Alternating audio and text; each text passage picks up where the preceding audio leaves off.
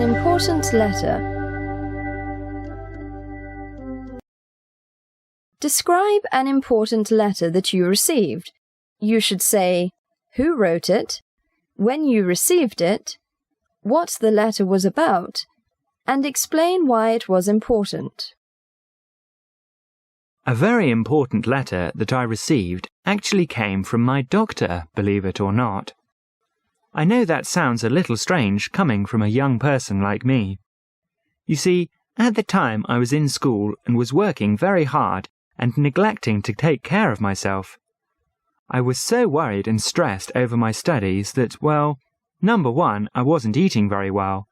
Then, on top of that, I was spending so much time in the library that I wasn't going outside and getting any exercise. I noticed that I was starting to get sick easily and kind of run down. It was really getting bad. Even my friends noticed my lack of strength and energy, and one of them was so concerned about me that he wrote and mentioned this to my parents, and my mum asked one of her friends, who is a doctor, to give me some advice. Well, this doctor, who I didn't even know, wrote me a long letter and told me flat out that I really needed to have more balance in my life and make sure that I was getting all of the things that I already said I was missing.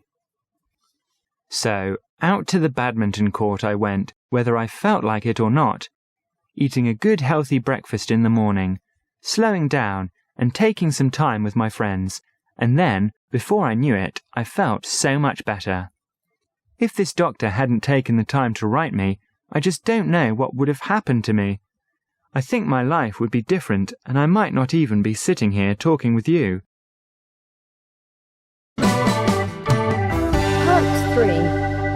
Letters. 1. What are the different kinds of letters that the post office delivers? Well, there are bills and things that you have to pay. Then there is a lot of junk mail and advertisements. The nice thing is when you get a personal letter from one of your friends. I suppose there would be some credit card applications and maybe a bank statement. Birthday cards and Christmas cards come through the mail too. 2. What can people do if they receive unwanted advertising in the mail? The best thing that they could do is simply drop it in the wastebasket. I suppose if they wanted to, they could save them and tie them together and take them to the recycling centre to make a little money. They could just put them in a corner and let them stack up and see if their friends are interested in them. If they have a pet, they could use advertisements to line the inside of a birdcage or litter box so it could do its business there. 3. Why do people write letters to newspapers?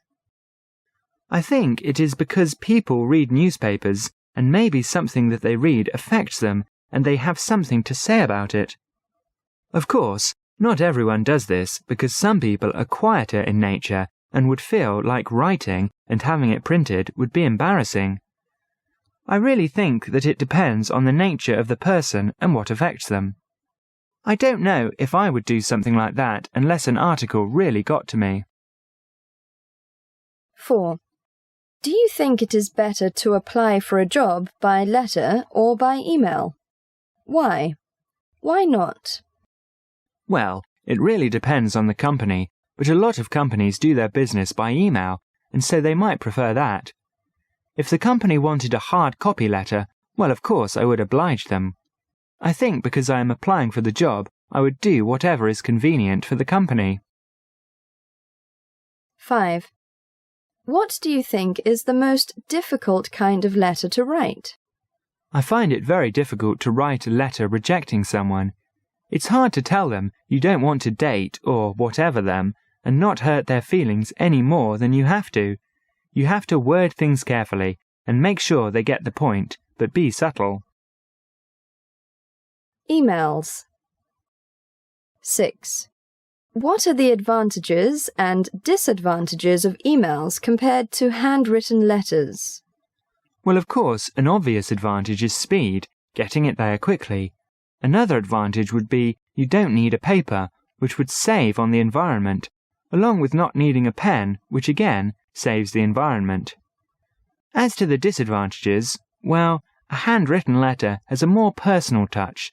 It shows that you took your time to sit down and gather all of the writing materials and also took time to go to the post office or put it in the mailbox to get it to the person on the other end. 7. Do you prefer to write letters or emails? Why? I really only write emails now. I haven't written a letter in so long, it is kind of hard to remember when. As long as I have a computer and the net is there, I will always prefer writing emails. Things are just moving too quickly for me to take the time and energy to write a letter. In a way, I would have to change my whole way of thinking to write a letter. It might be fun to try it and see what it is like. 8. Do senior citizens in China write emails? Why? Why not? Well, unless they are very unusual senior citizens, they don't write emails. You know that having a computer, and more important, knowing how to operate one, is just not something that the older generation has a lot of experience in.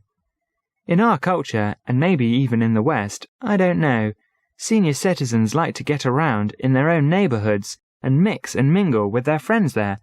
So the need to write emails and use a computer is not really there. I suppose that if an older person has a business, then they might write some emails, but more than likely they would have a secretary do it for them. 9. What effects, if any, do you think the use of emails might have on traditional Chinese culture? Well, as I was saying, emails have had a big effect on Chinese culture already. We younger people want to reach out to not just the ones that are in our neighborhood or even in our city, but to those that are all over the world. You know, for a long time China was closed to the West and Western culture. Now that it has opened its doors, there have been many changes, and writing emails is one of them. Emailing is more than just writing. It really is a way of life, and this way of life wasn't available here in China before. 10. Do you think handwriting will still be an important skill in the future? Well, in China right now, the written characters are important for many things, such as billboards and small business signs. But now that computers are being made with Chinese character inputs, the actual writing out of them is no longer necessary. I think there will come a time in the future when writing the characters by hand will be a lost art. Sad to say, as writing characters by hand is an art form here in China.